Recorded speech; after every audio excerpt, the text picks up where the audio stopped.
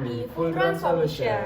Kali ini kita masih ngobrol nyantai mengenai dunia pertanian. Betul, karena ini merupakan topik yang menurutku menarik selama kita magang. Nah, jujur aku kira itu awalnya drone pertanian itu hanya untuk menyemprot, tapi setelah mengikuti beberapa kegiatan ternyata fungsinya lebih luas. Betul tuh, malah justru bukan drone-nya dulu yang dibahas, karena drone itu cuma alat. Yang penting itu gimana cara kita ngelola lahannya by data. Nah, itu bisa disebut dengan pertanian presisi. Kali ini kita akan ngobrol lebih luas mengenai pertanian presisi, konsep pertanian presisi, perbedaan pertanian presisi dan pertanian biasa, dan drone sebagai bagian dalam pertanian presisi itu. Betul, mungkin bagi teman-teman yang belum familiar, santai aja. Kita akan bahas habis ini. Nah, jangan skip video ini ya teman-teman.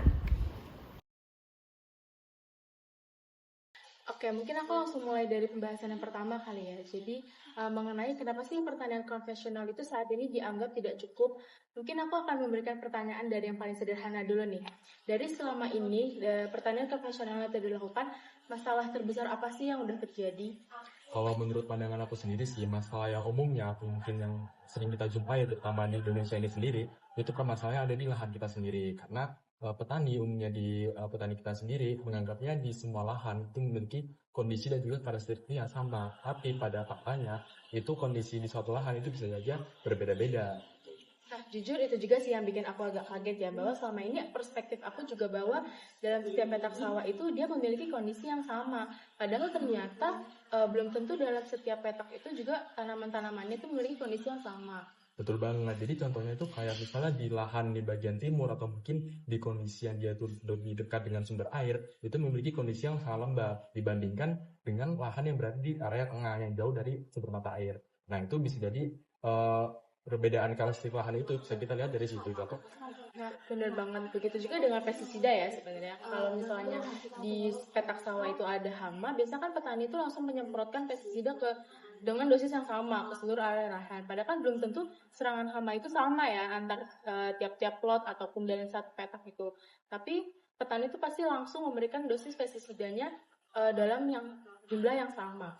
betul banget. Jadi akibatnya itu yang pertama biaya produksi itu lebih meningkat. Karena apa? Karena kita menganggapnya di suatu lahan itu terserang penyakitnya itu sama semua, intensitasnya sama semua. Padahal kalau misalnya kita teliti lebih lanjut, kita melakukan identifikasi dan segala macam, itu sebarannya atau intensitas serangannya itu berbeda-beda berdasarkan sebaran dari penyakit sendiri. Yang kedua, itu input pupuk maupun pestisida itu juga lebih bukan lagi karena kita tidak mengetahui dosis yang cukup di setiap tanamannya.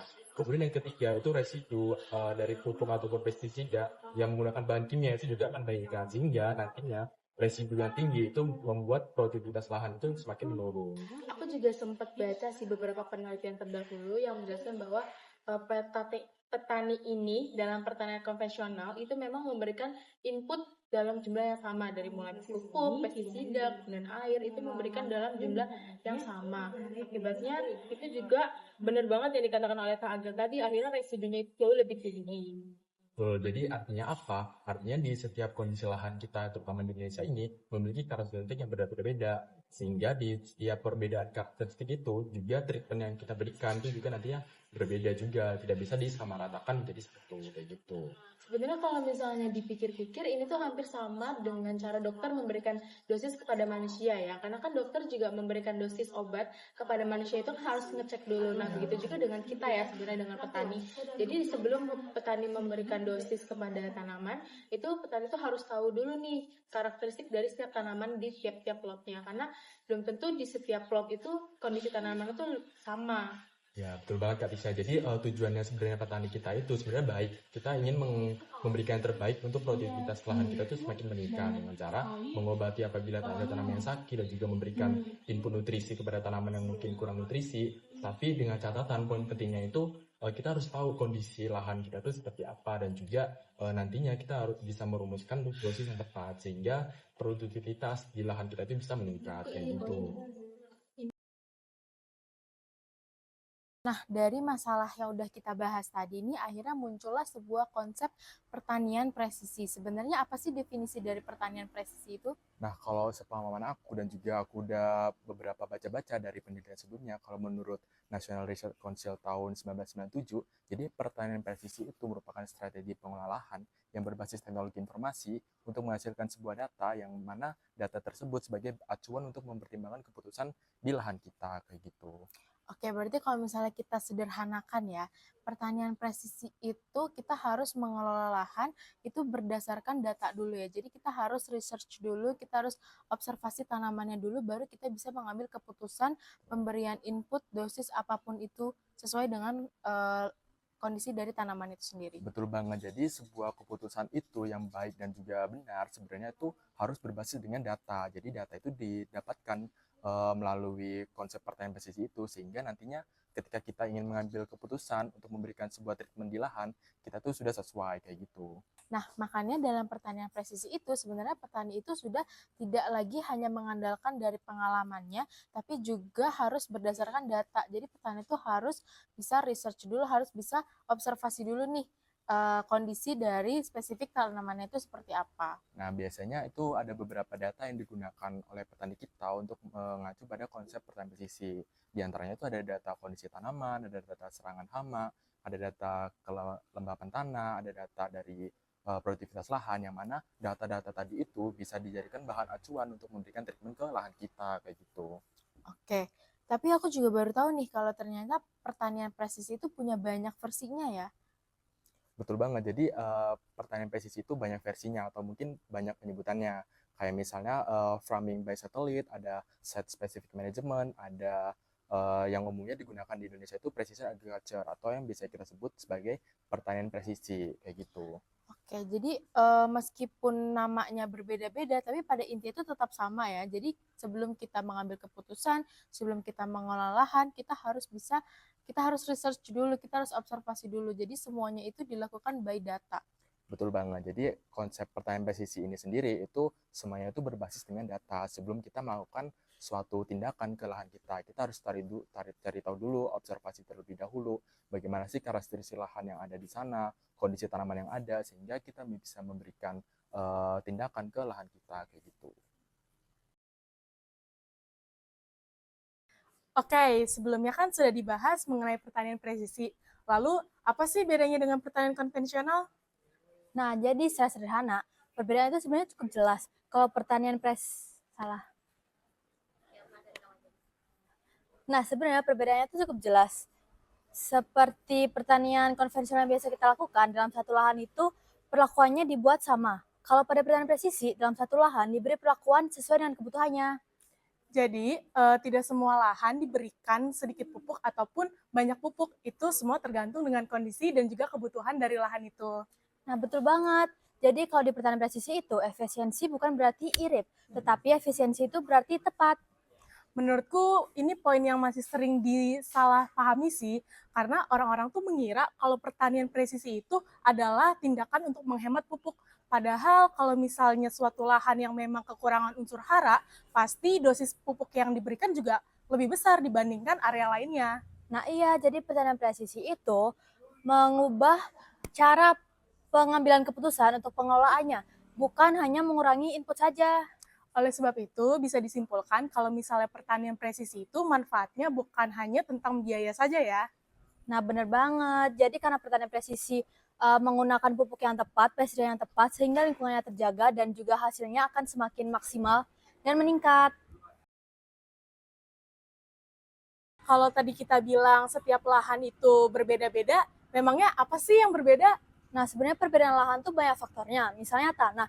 Di dalam tanah tuh ada kandungan pH, perbedaan kandungan unsur hara, kelembapan tanah, dan juga tekstur tanah. Kemudian dari sisi tanaman juga berbeda-beda. Ada tanaman yang tumbuhnya cepat, ada yang tumbuhnya lama, dan juga dari munculnya gejala stres tanaman juga itu berbeda-beda.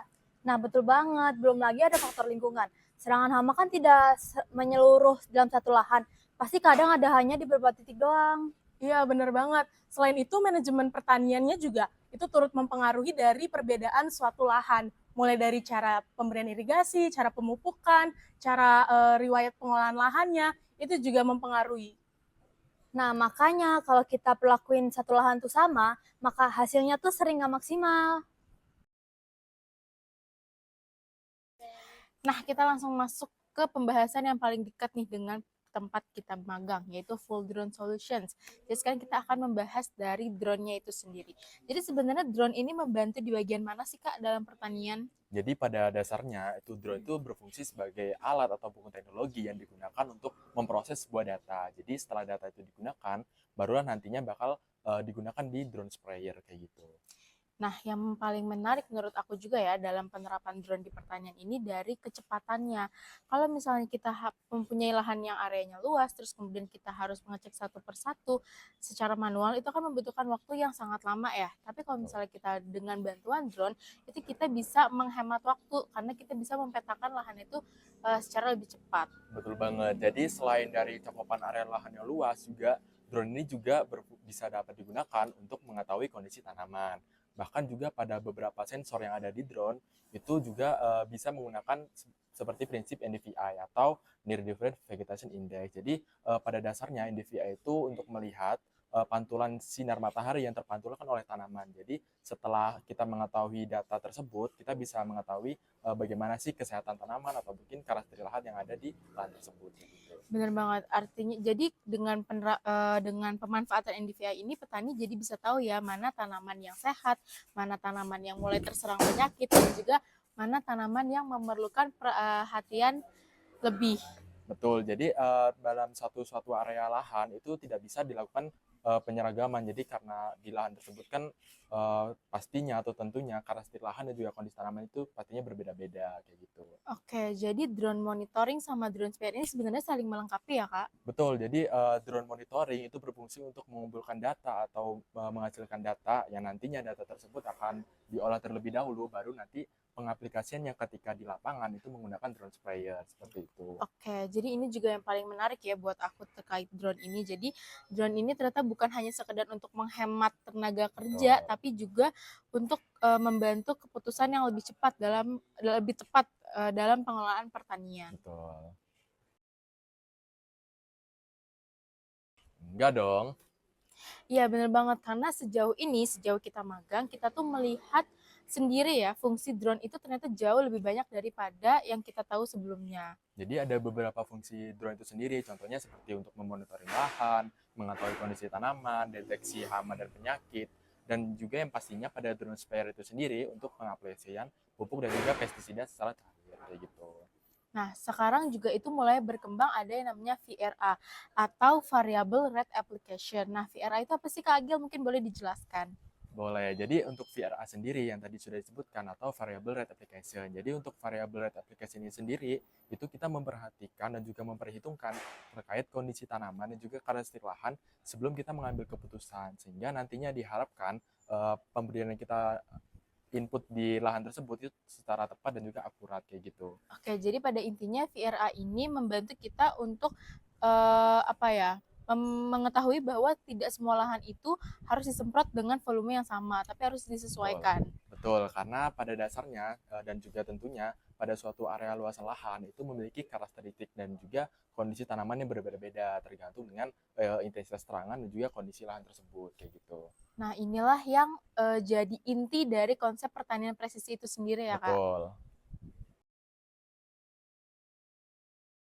Kalau pertanian presisi dilakukan dengan benar, manfaat apa sih yang paling terasa? Nah, manfaat yang paling terasa tentu aja efisiensi waktu. Karena pekerjaan yang dilakukan bakal selesai lebih cepat sih. Oh, setuju banget kalau aku. Tapi selain itu dari sisi tenaga kerjanya juga pastinya lebih ringan sih.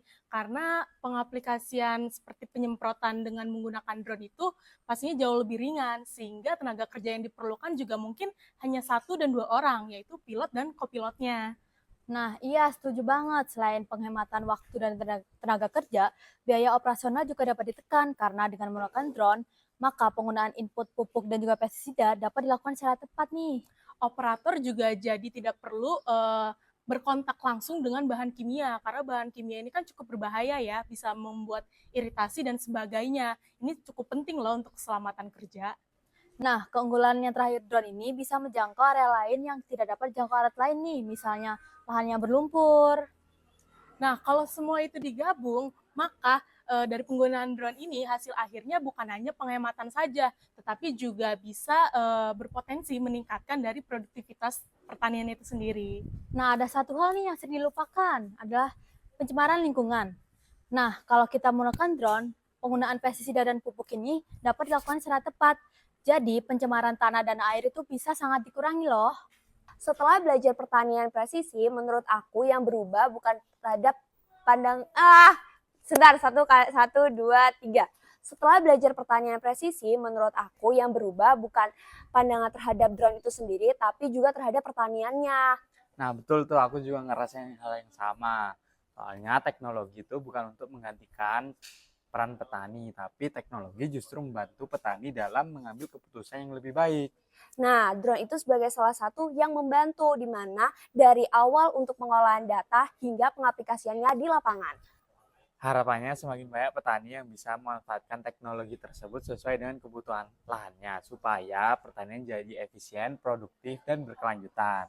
Nah, kalau teman-teman ingin belajar lebih dalam mengenai drone pertanian, jangan lupa ikuti terus konten dari Full Drone Solution. Sampai Sampai jumpa jumpa. di Terima diskusi. kasih sudah menonton.